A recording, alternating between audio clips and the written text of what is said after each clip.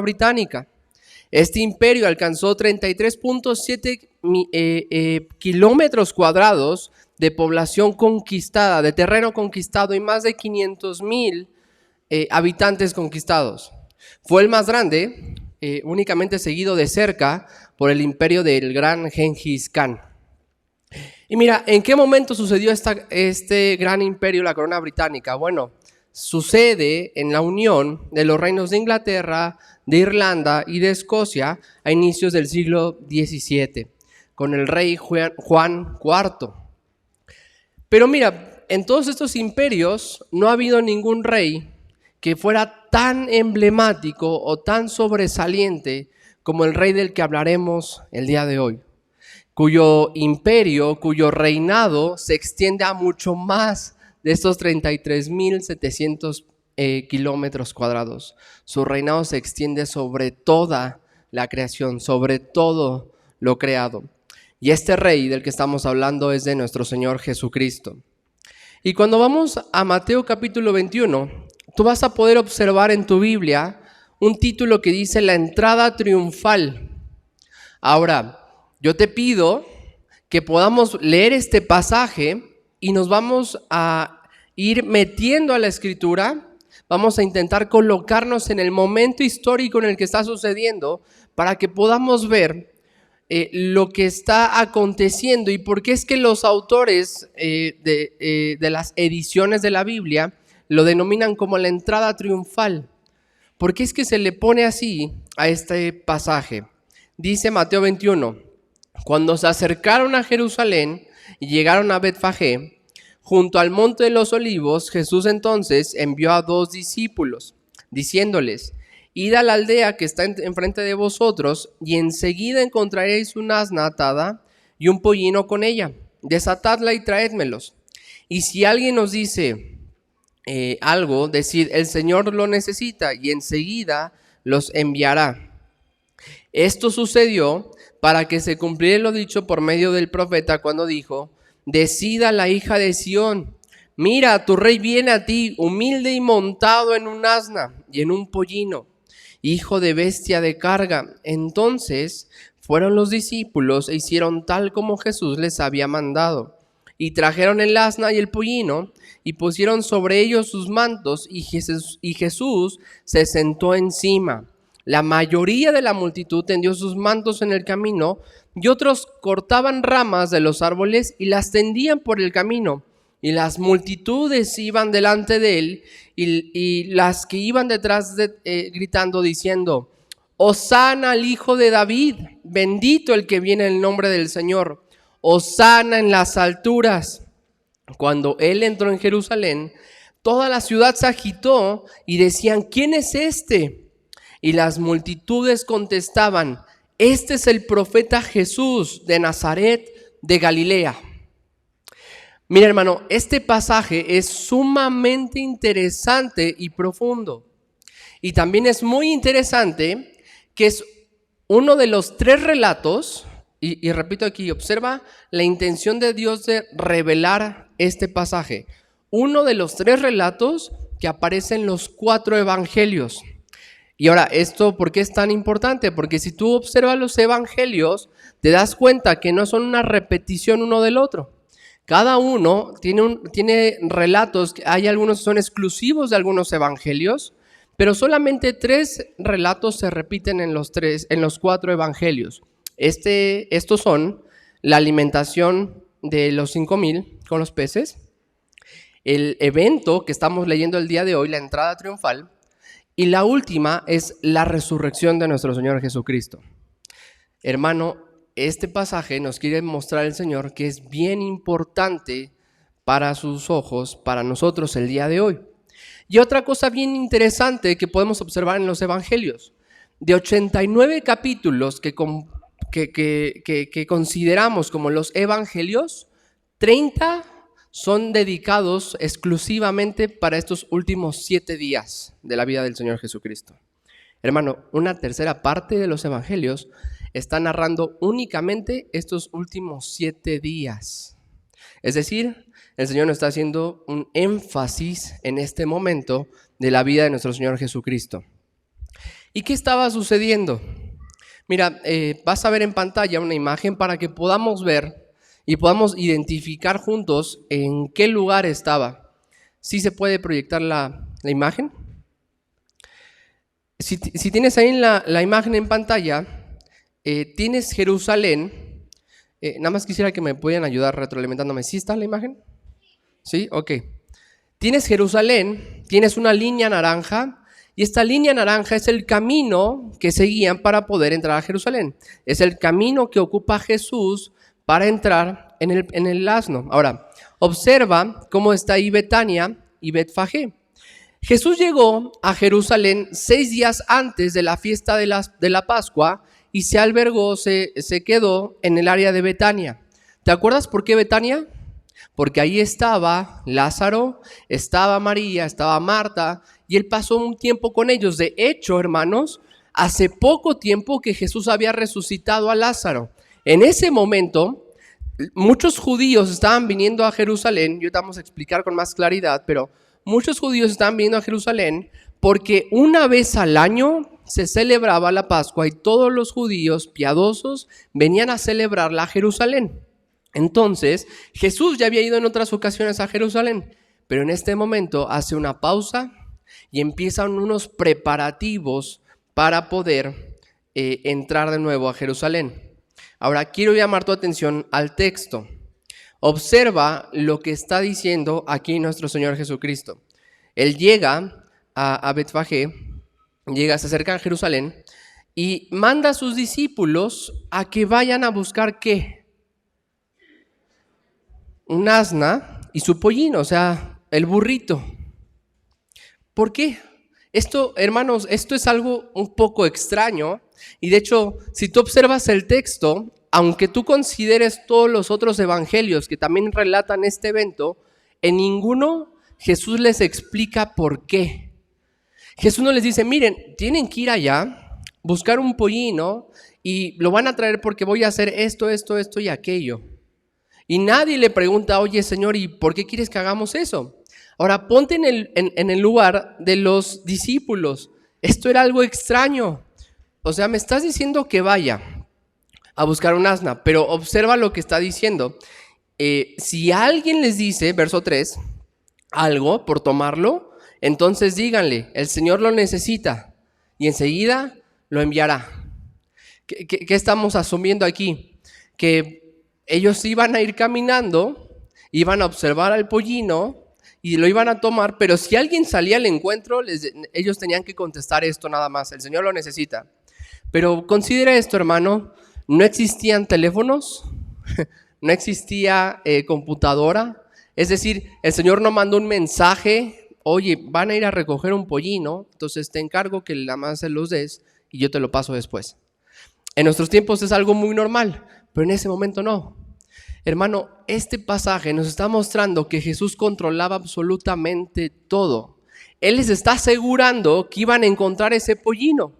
Les está asegurando que les sería concedido al decir, el Señor lo necesita. Ahora, ¿por qué es que Él está asegurando esto? ¿Y cómo podemos observar que el Señor controlaba absolutamente todo? Esto tenía que suceder, como dice Mateo, para que se cumpliesen las escrituras, y está citando al profeta Zacarías, capítulo 9, verso 9. Observa que dice Zacarías 9, verso 9.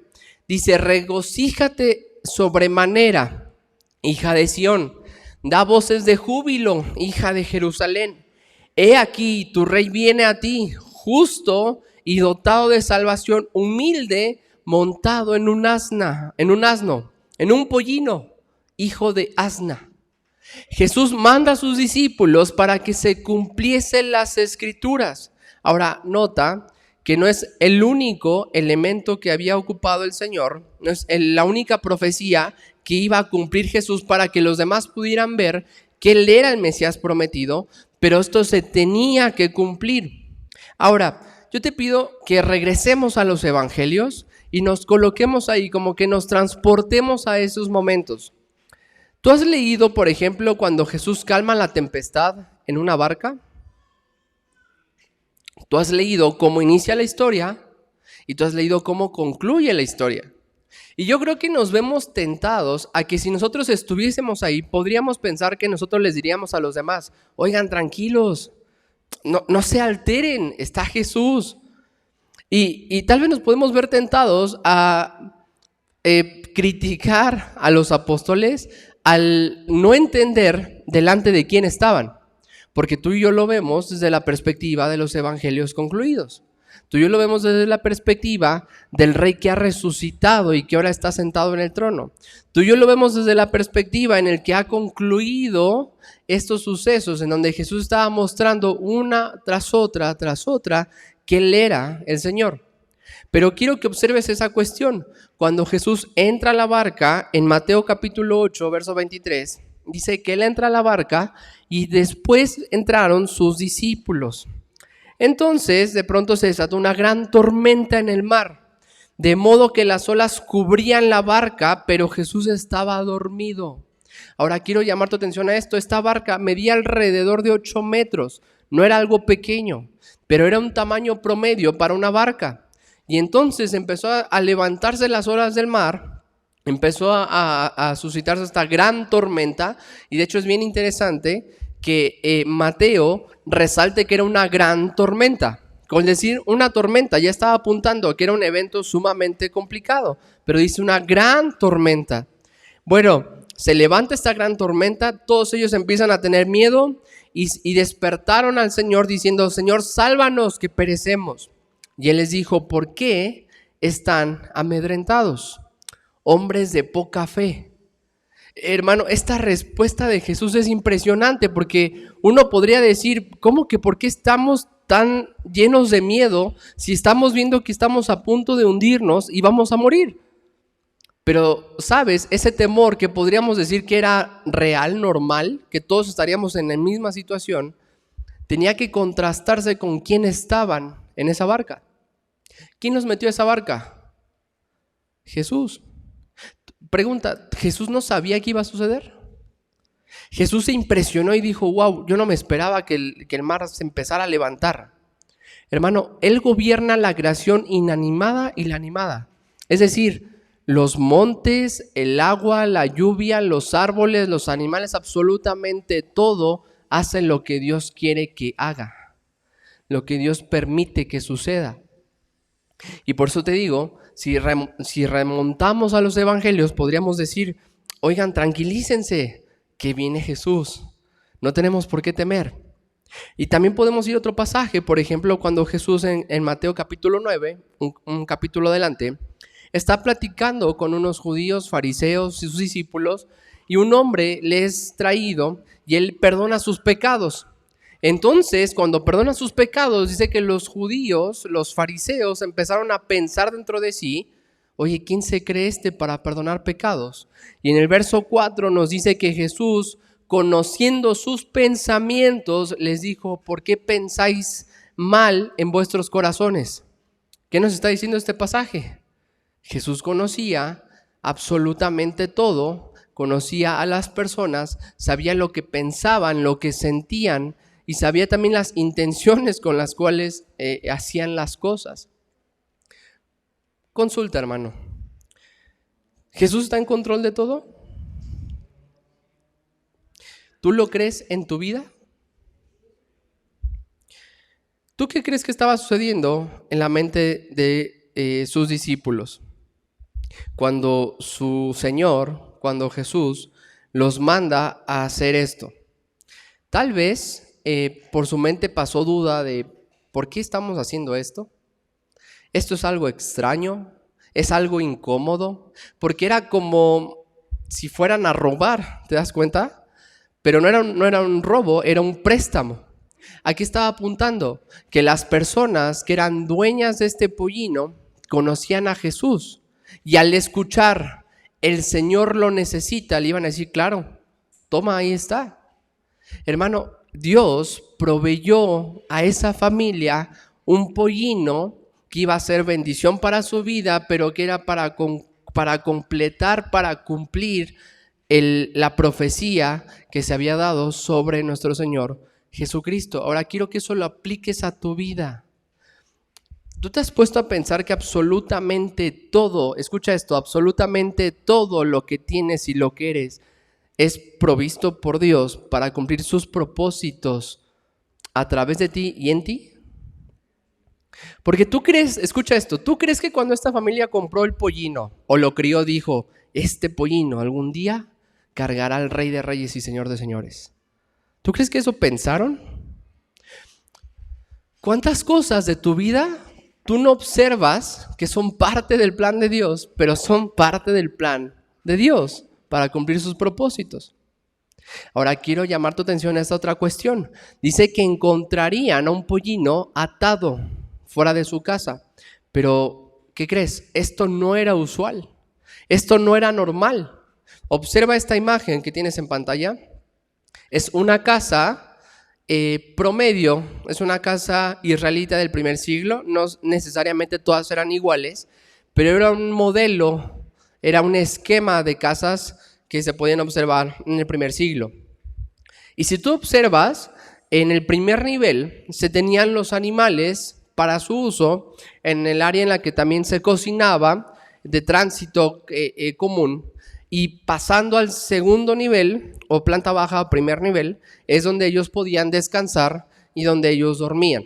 Ahora, normalmente sus animales los tenían en este lugar. ¿Qué sucede cuando Jesús les dice el pollino va a estar afuera? No nos dice por qué estaba afuera, no nos dice qué había sucedido, pero ¿sabes qué sí nos está diciendo?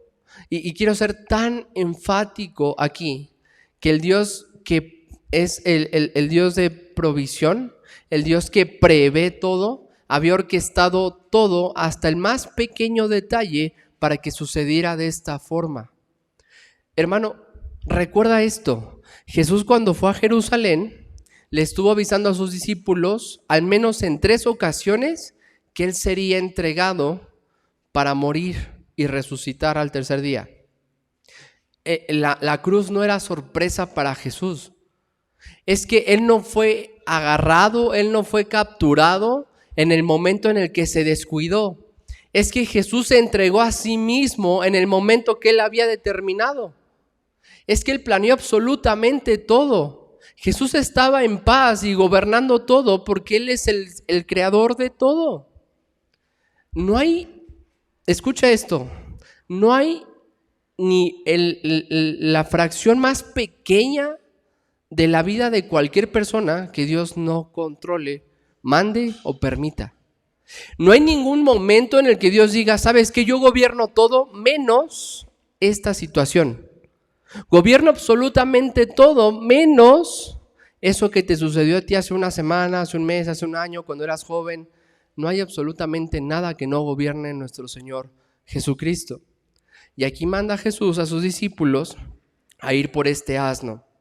¿Y por qué es que los manda por este asno? Porque, vamos al texto, tenía que cumplirse, como ya leímos, la profecía de que el rey venía humilde y montado en un asna, en un pollino, en esta bestia de carga. Ahora, quiero volver al texto y plantearte esto. ¿Qué está diciendo? ¿Que quién es el que va a venir en ese pollino? Mira, tu rey viene a ti humilde y montado en un asna. ¿Quién era el que iba en el pollino?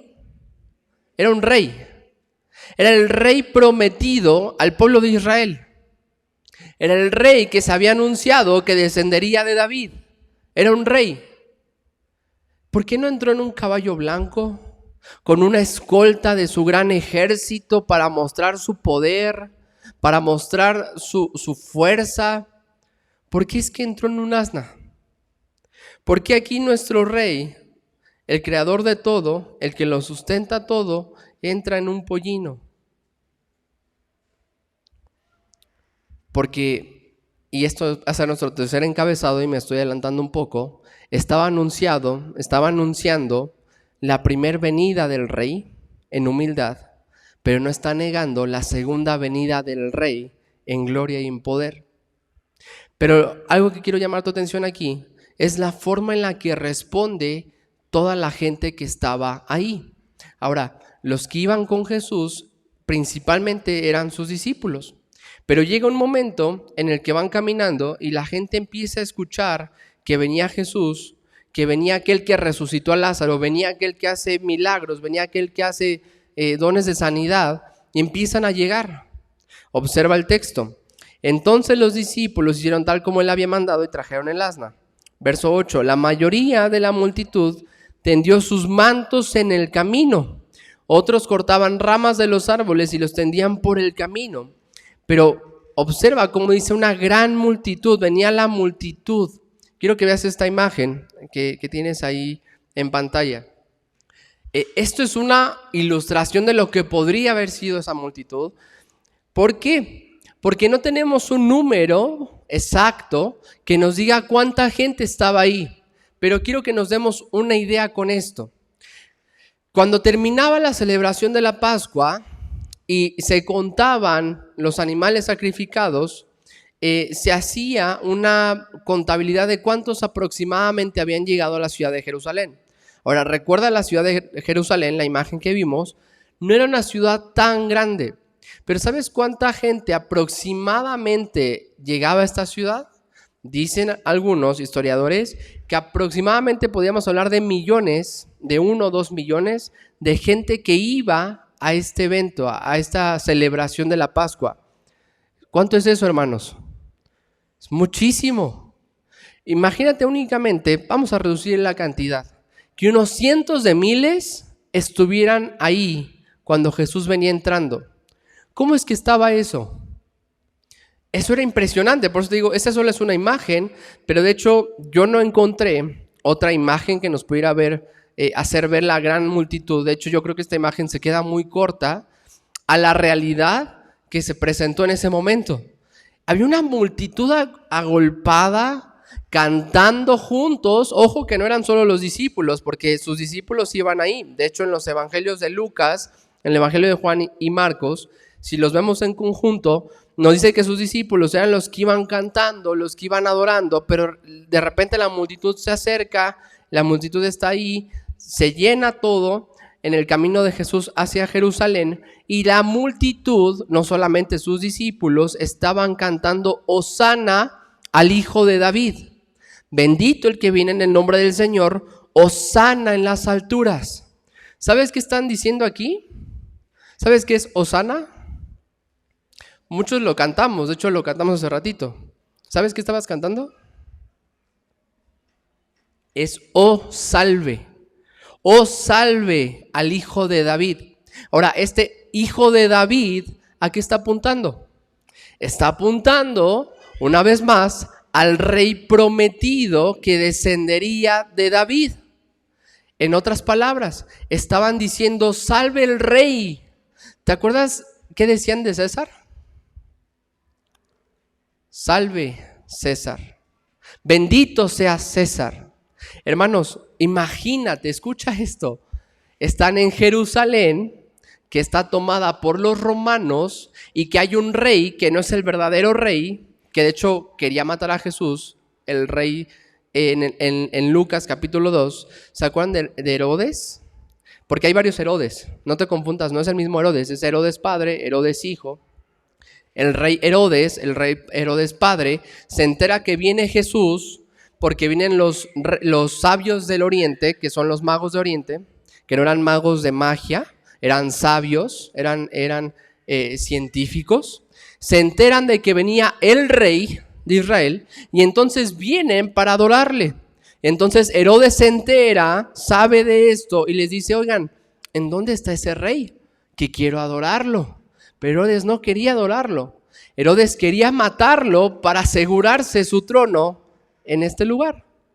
Bueno, en este momento en el que Jesús viene, es como si estuviera incitando lo que tanto querían los fariseos, que era que el gobierno romano pensara que hay un intento de revuelta, que hay un intento de tomar el control de Jerusalén y entonces poder recuperarla de parte de los judíos. Porque, repito, eran los judíos los que están en este momento diciendo, oh, salve el hijo de David. Están diciendo, oh, ya llegó el rey prometido, el rey que nos va a libertar. Pero esta adoración era una falsa adoración. Observa cómo Mateo nos dice que había un frenesí en la ciudad, que la ciudad estaba vuelta loca, mucha gente empezó a llegar. ¿Tú has visto alguna vez? Supongo que sí. ¿Has pasado por algún lugar y hay mucha gente? ¿Y has sentido esa necesidad de detenerte y ver qué está pasando? Por chismosos. Y nos paramos y vemos, o también te ha tocado ver algún lugar donde hay mucha gente en un restaurante y dices, ay, tiene que estar bueno porque hay mucha gente. Imagínate eso, no eran 10 personas, eran cientos de miles de personas coreando y cantando, salve, hosana, hosana. Y ve lo que dice Mateo, verso 10. Cuando él entró en Jerusalén, toda la ciudad se agitó. Toda la ciudad se agitó y decían, ¿quién es este? Pero hermano, venían cantando. ¿Quién es este? Y observa la respuesta. Las multitudes contestaban, este es el profeta Jesús de Nazaret, de Galilea. En otras palabras, no sabían a quién le estaban cantando y gritando hosana al rey que viene. Pero estaban enardecidos. Era un sentimiento y un furor que estaba sintiéndose en toda Jerusalén. ¿Te ha tocado hablar con alguien que defiende mucho un partido político o algún político en especial y le preguntas tú, oye, pero ¿qué propone? Y no tiene idea, pero lo defiende a muerte? Y tú dices, ¿cómo es posible que sea tan aguerrido, aguerrida y decir, no, es que es el mejor?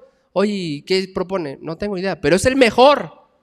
Bueno, así estaban todos ellos, cantando, oye, ¿quién es? Pues Jesús, el profeta, pero vamos a seguir cantando, no sé quién es, pero vamos a seguir cantando. No sabían que estaban cantando, pero ¿sabes qué? Ni siquiera sus discípulos sabían que estaban cantando. Juan nos dice que ellos entendieron lo que sucedió en este momento hasta que Jesús resucitó y entonces pensaron en lo que había acontecido en ese momento. Hermanos, cuando dice que la profecía se estaba cumpliendo, la profecía era que el rey estaba viniendo. Y ese es nuestro tercer encabezado. El gran rey había llegado. Estaba el gran rey entrando, pero a los que estaban ahí no lo reconocían realmente como su rey. Observa qué dice Daniel, capítulo 2, verso 34. 35 y me voy a brincar al 44. Dice, el Dios de los cielos levantará un reino que no será jamás destruido, ni será el reino dejado a otro pueblo. Desmenuzará y consumirá todos este reino, pero él permanecerá para siempre. Dice Mateo, capítulo 25, hablando de este reino que es para siempre y hablando de este rey que estaba entrando, apuntando hacia ese rey que vendría. En el capítulo 25 dice esto, verso 13. Pero cuando el Hijo del Hombre venga en su gloria y con todos sus ángeles con él, entonces se sentará en el trono de su gloria y serán reunidos delante de él todas las naciones y separará unos de otros como el pastor separa las ovejas de los cabritos. Era el rey que venía humildemente, pero era el rey. Era ese anuncio que venía este rey en debilidad. Y digo, ¿sabes por qué digo en debilidad? Porque todos los que estaban cantando y coreando en ese momento aborrecían el yugo de Roma. Y piensa en esto, los romanos no los trataban de una forma agradable. De hecho, cuando Jesús viene y está en este momento entrando, es el parteaguas en donde los fariseos lo toman como un punto para poder decirle a Pilato, para poder impulsar a Roma a que hiciera algo contra Jesús. En el Evangelio de Lucas y de Juan, cuando va caminando Jesús, cuando va sentado en el asno y están adorándole, le dice los fariseos: oye, Señor, ¿estás escuchando qué están diciendo? O sea, como cállalos. Y Jesús les dice: aunque yo los callara, las rocas me alabarían. No podía no ser alabado el Señor. Pero sabes, Jesús conocía los corazones, como yo te decía. Y el Evangelio de Marcos nos deja ver que cuando Jesús llega a Jerusalén y entra, una vez que sale, dice que Jesús empieza a llorar.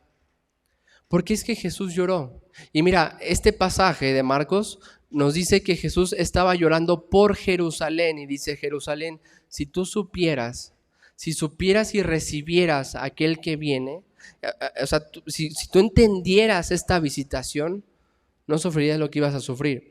Y está apuntando que Jerusalén iba a ser sitiada, iba a ser tomada, que se iba a cumplir 40 años más adelante, cuando sería por Tito Vespasiano tomada Jerusalén, sitiada Jerusalén, iba a ser destruida Jerusalén.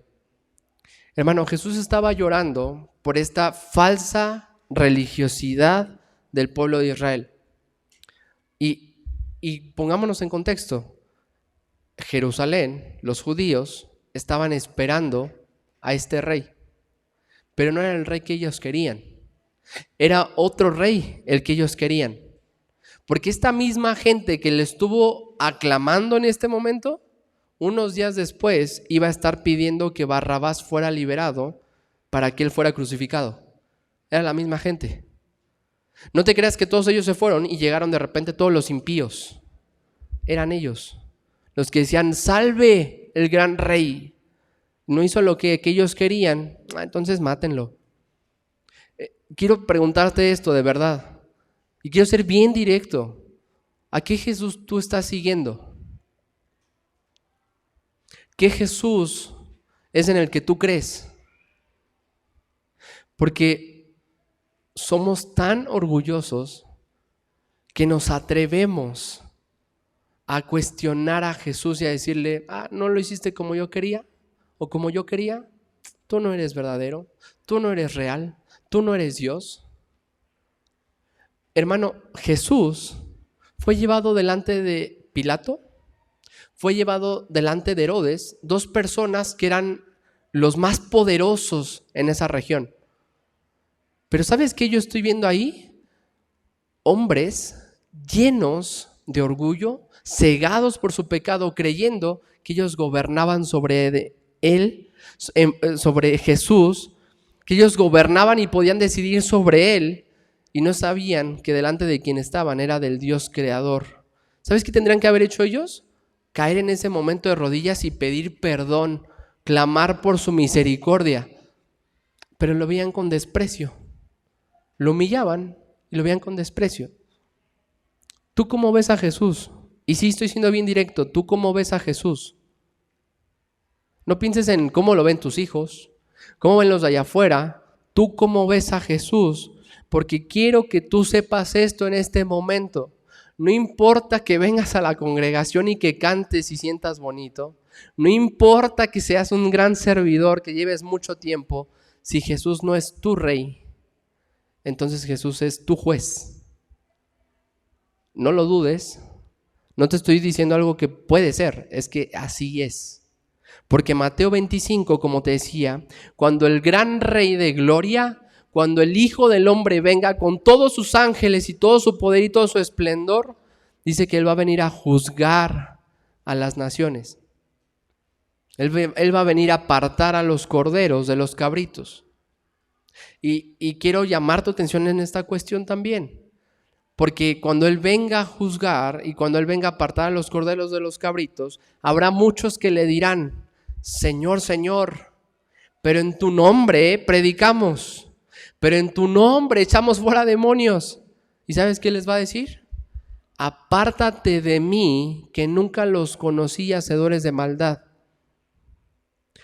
Ellos estaban cantando algo verdadero, pero sus corazones eran de piedra. Tú puedes decir algo verdadero, yo puedo decir algo verdadero de Jesús, el diablo puede decir algo verdadero de Jesús, pero no amarlo y no rendirse ante él. ¿Tú crees que el diablo no pasa un examen de teología con 10? ¿De verdad? ¿Tú crees que si él hace un examen de, oye, ¿qué es la Trinidad? ¿Qué es la unión hipostática? ¿Qué es la kenosis? ¿Te sepa todos esos términos y te lo pueda responder muy bien? Sí, de hecho tal vez mejor que muchos cristianos. ¿Eso hace al diablo cristiano? ¿Eso hace al diablo un adorador del Señor? La respuesta es que no. Y toda esta gente que estaba agolpada y cantando y brincando y regocijándose, y toda la ciudad agitada por aquel que estaba entrando, no estaban adorándolo realmente. Mucha gente de ahí, yo lo digo con certeza porque la Biblia no dice que todos se salvaron. Mucha gente que estuvo ahí cantando, ahorita está esperando el juicio y va a ir al infierno. Pero estaba cantando, estaba exaltando. Iba cada año a Jerusalén a celebrar la Pascua. ¿Y sabes qué significaba la Pascua? Ya nos lo explicaba nuestro hermano Pablo. Era el anuncio de aquel que vendría, que haría pasar la ira sobre nosotros, porque la recibiría él mismo para entregarnos su justicia. Esa era la Pascua. Y de hecho Jesús, cuando celebra la Pascua con sus discípulos, es en este contexto en el que él les dice: yo soy el verdadero pan de vida. Este es mi cuerpo, este es mi sangre. Coman. ¿Saben por qué le dice que lo coman? Porque si tú te vas al Éxodo, cuando viene el ángel del Señor, cuando viene el juicio, el que no comió el cordero pascual, que no participó del cordero pascual, murió. Lo que está Jesús diciendo es: tienen que participar de mí, tienen que tomarme. ¿Y qué significa esto? Tienen que venir en arrepentimiento y fe, confiando completamente en mí, para que entonces la ira no pase sobre ustedes. La ira pase sobre ustedes. Bueno, toda esta gente estaba esperando a un rey, pero no era el rey que ellos esperaban. Y dice en Apocalipsis, capítulo 19, verso 11, y quiero que lo leamos juntos, cómo este rey, este gran rey, regresará. Dice así: y vi el cielo abierto, y he aquí un caballo blanco, el que lo montaba se llamaba Fiel y Verdadero, y con justicia juzga y hace la guerra. Sus ojos son una llama de fuego, y sobre su cabeza hay muchas diademas, y tiene un nombre escrito que nadie conoce sino él. Y está vestido en un manto empapado de sangre, y su nombre es el Verbo de Dios. Y los ejércitos que están en los cielos, vestidos de lino fino, blanco y limpio, le seguían sobre sus caballos blancos. De su boca sale una espada afilada para herir con ella a las naciones, y las regirá con vara de hierro. Y él pisa el lagar del vino del furor y de la ira del Dios Todopoderoso, y en su manto y en su muslo tiene un nombre escrito: el Rey de Reyes y Señor de Señores. Él es Jesucristo. Y era ese Rey de Reyes que estaba entrando a Jerusalén. Era ese Señor de Señores que estaba entrando a Jerusalén. Y estaba tan entristecido por ver a este pueblo tan apartado. Y yo quiero aquí llevar dos aplicaciones en este momento a todos nosotros como iglesia. Primera aplicación, para aquellos que son hijos de Dios, hijas de Dios. Cuando Dios dice que es el Señor y es el Rey, no significa, escucha esto, si tú dices que eres creyente, no significa que Dios pueda ser tu Dios, pero no tu Señor. No es que tú puedas decir: ¿sabes qué? Yo creo en Dios, pero esta parte no la he puesto a sus pies. No. Es que Él es Rey. Es que cuando Él te ha comprado, no te ha comprado un momento, no te ha comprado por unos días, no te ha comprado en los temas que tú quieras y en otros tú puedas seguir siendo el Rey. ¿Sabes qué dice Romanos capítulo 6? Dice que los que estamos en Él, los que hemos muerto al pecado, Entonces, los que hemos muerto al pecado, ya no reine el pecado en vuestros cuerpos terrenales de tal forma que lo obedezcáis, sino que pongamos en servidumbre todo nuestro cuerpo. ¿Qué está diciendo? Es que el rey, el tirano rey que vivía en nosotros, el pecado, esa naturaleza caída, dice, ya fue abolida. Y hay un nuevo rey sentado en nuestros corazones. Ese rey que ha cambiado un corazón de piedra que no lo deseaba por un corazón de carne. ¿Sabes por qué no deseaban a Jesús? Porque los confrontaba con sus pecados. Porque era el rey que hablaba verdad, el rey que hablaba con autoridad. Si tú recuerdas, Marcos capítulo 1 dice que cuando escucharon a Jesús hablar por primera vez en las enseñanzas que Jesús decía, ellos comentaban, es que este hombre enseña como quien tiene autoridad y no como los escribas. Los mismos escribas, los mismos fariseos, cuando iban con Jesús, sabían y reconocían su autoridad, sabían y reconocían su entendimiento de las escrituras. Escucha esto, hombre, mujer, que te dice ser cristiano el día de hoy, aquí. Hay algo, hay cosas en tu corazón, en tu mente, en tus acciones, que no estés rindiendo a su reinado. Porque si tú vives como un impío, como un insubordinado al rey, pero te dice ser hijo suyo, hija suya, mira, tal vez no lo seas. Tal vez tú no seas realmente hijo del rey, hija del rey. ¿Por qué? Porque ¿qué implica que él sea rey? Que él es el que gobierna. ¿Qué pasó con sus discípulos cuando les dijo, vayan por un pollino? Oye, Señor, pero dime para qué, si no, no voy. ¿Eso les dijo? ¿Eso le contestaron a Jesús? ¿Tú ves a Jesús explicándoles todo con detalle para que entonces lo obedecieran? Hermanos, si el Señor te dice muerte al pecado, mata el pecado, tú no tienes que decir, ¿y por qué? No, pero yo todavía no quiero. Es que no es el momento, Señor. Es que así es mi carácter, Señor. Es que así eran todos en mi familia, Señor.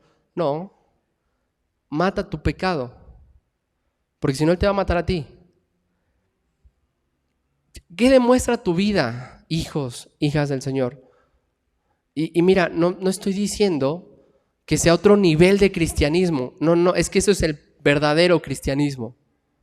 No es que existan cristianos bien firmes y luego existan otros cristianos que no están tan firmes.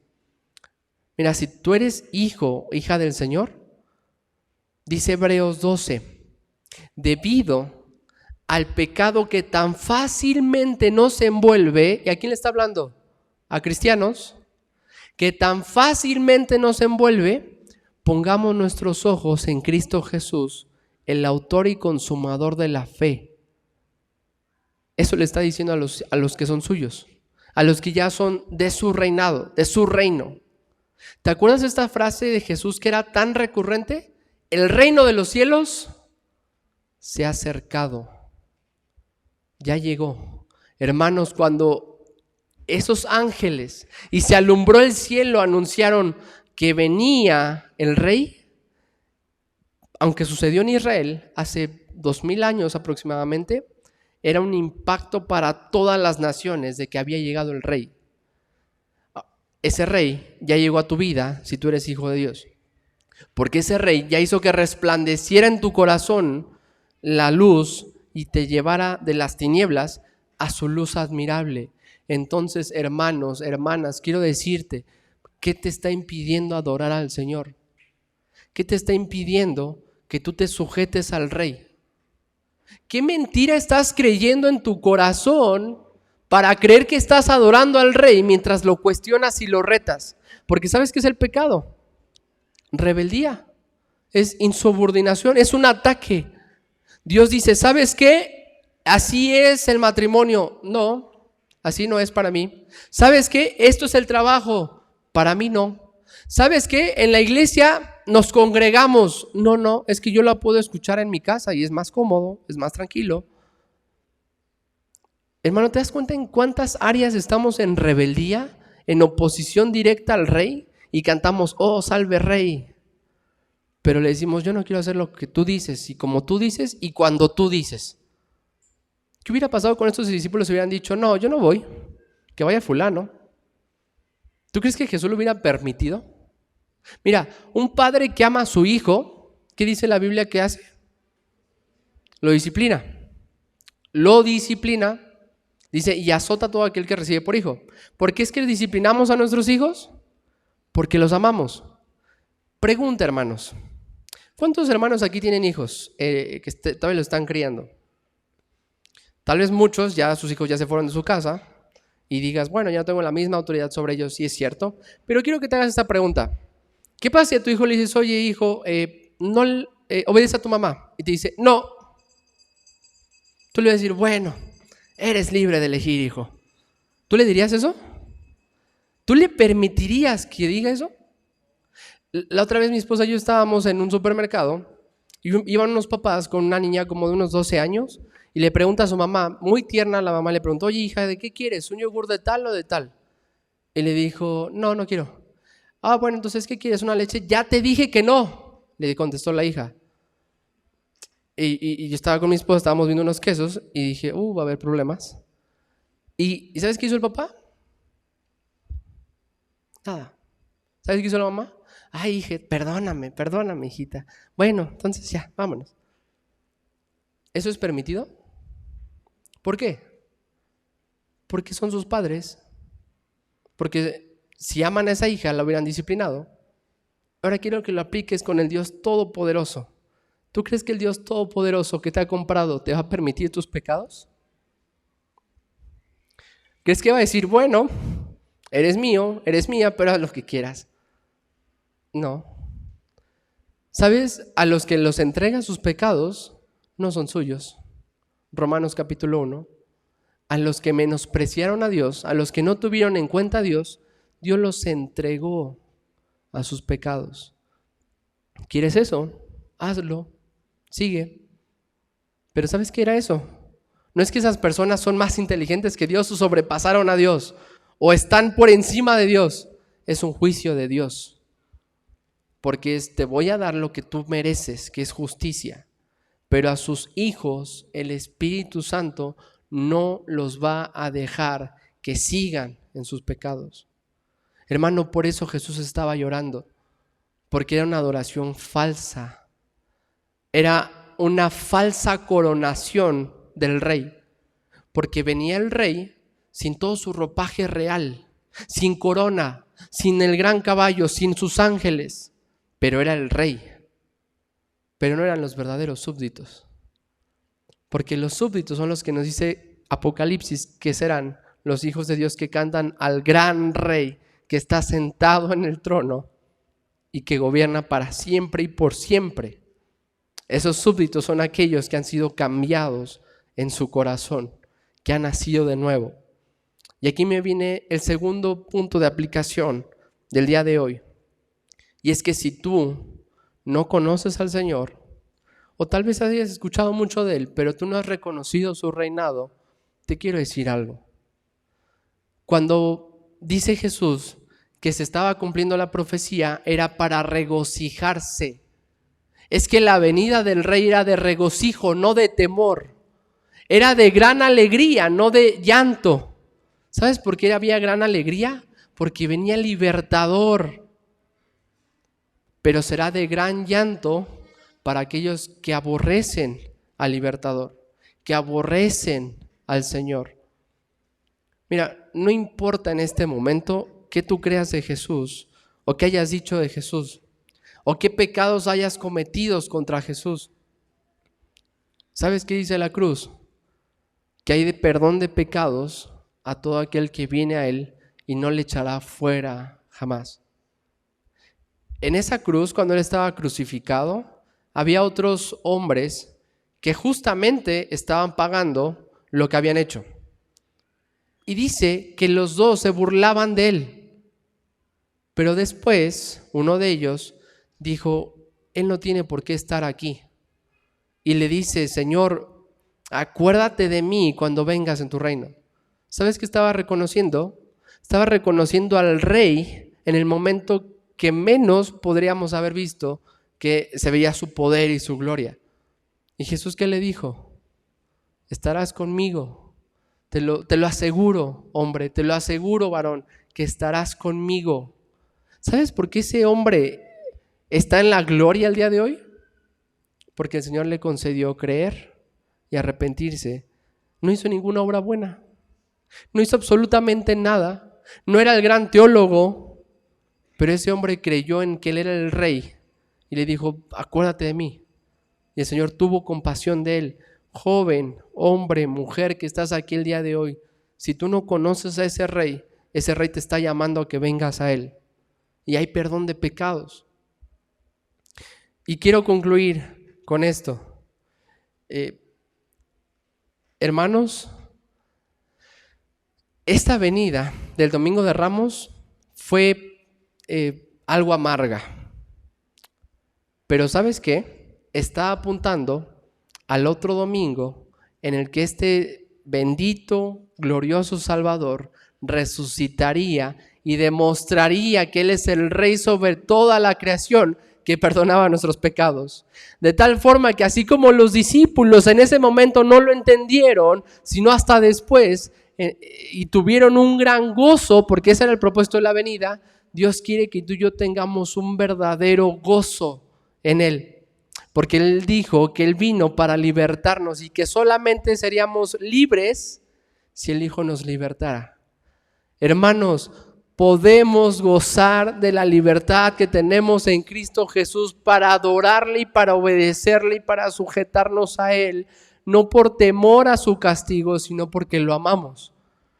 ¿Qué te impide gozarte en tu Señor y en tu Salvador? Nada. Y ese domingo estaba dando inicio a esta semana que se conoce como la Semana de la Pasión, que culminaría con una tumba vacía y un rey entronado en gloria.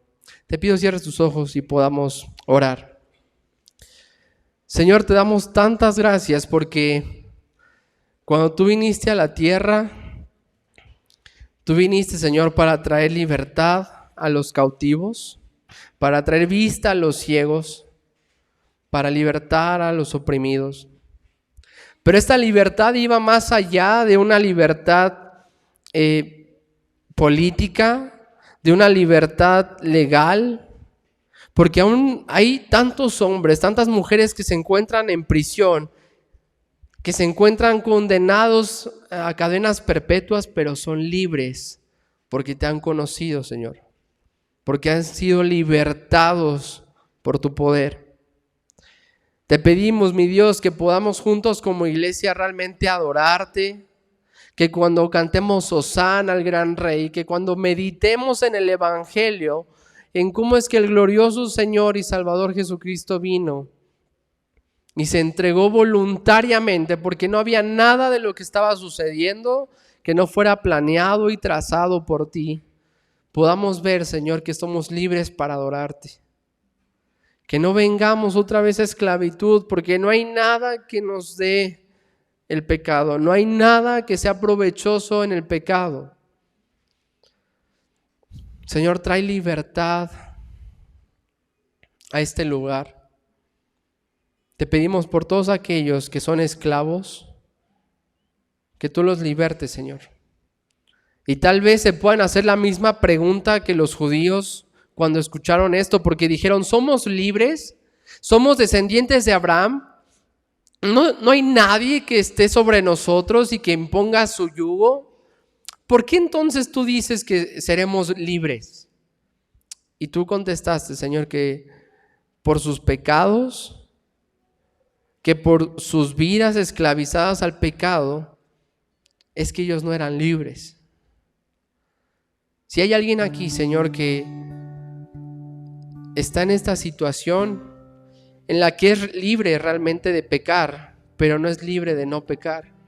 No puede dejar de pecar y solamente continúa añadiendo ira para el día de la ira, en constante rebelión y transgresión contra ti, Señor. Te pedimos que le muestres la cruz. Te pedimos, Señor, que le muestres que hay perdón de pecados en ti. Señor, todos los cielos cantan de tu gloria. Los ángeles entonan canciones que proclaman tu poder, tu justicia. Los ángeles se asombran y se asombraron de ver qué es lo que tú estabas haciendo. ¿Cómo es posible que el que había creado absolutamente todo se había hecho hombre? ¿Cómo es posible que el que se hizo hombre permitiera tal blasfemia contra él, permitiera que fuera humillado, permitiera que todos estos reyes y poderosos lo humillaran, permitiera que este pueblo adorara cuando nosotros no tenemos el derecho de adorarte, no tenemos el derecho de acercarnos, no tenemos el derecho de estar en tu presencia? ¿Cómo es que el Dios de gloria había trazado un plan para perdonar nuestros pecados? Los ángeles se asombraron al ver todo lo que estabas haciendo. Es impresionante solamente pensar, Jesús, ¿en quién eres tú? Es impresionante pensar delante de quién estamos. Y te pedimos que nos des un amor profundo por ti, que nos des un deseo genuino de conocerte, Señor. Que levantes en nosotros un corazón que te desea genuinamente.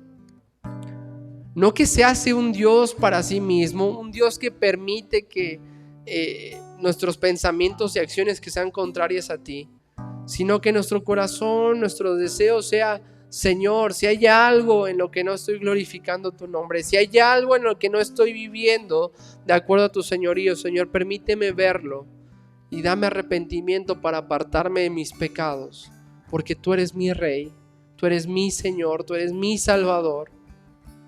Señor, levanta en tu iglesia,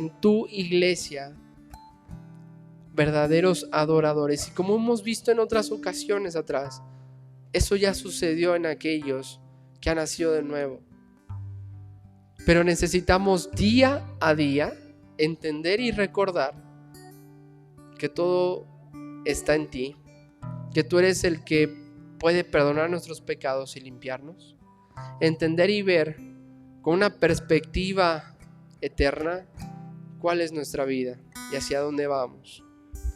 Señor, te pedimos que podamos adorarte juntos en este momento como iglesia, y si alguien desea ponerse en pie para alabar juntos a nuestro Dios, podamos entender y ver a quién cantamos: al Señor que proclama su poder, que proclama su misericordia en esa cruz, en la cruz que perdonó los pecados de todos aquellos que eran rebeldes, transgresores, y que nos asegura por su resurrección que le veremos y estaremos con Él.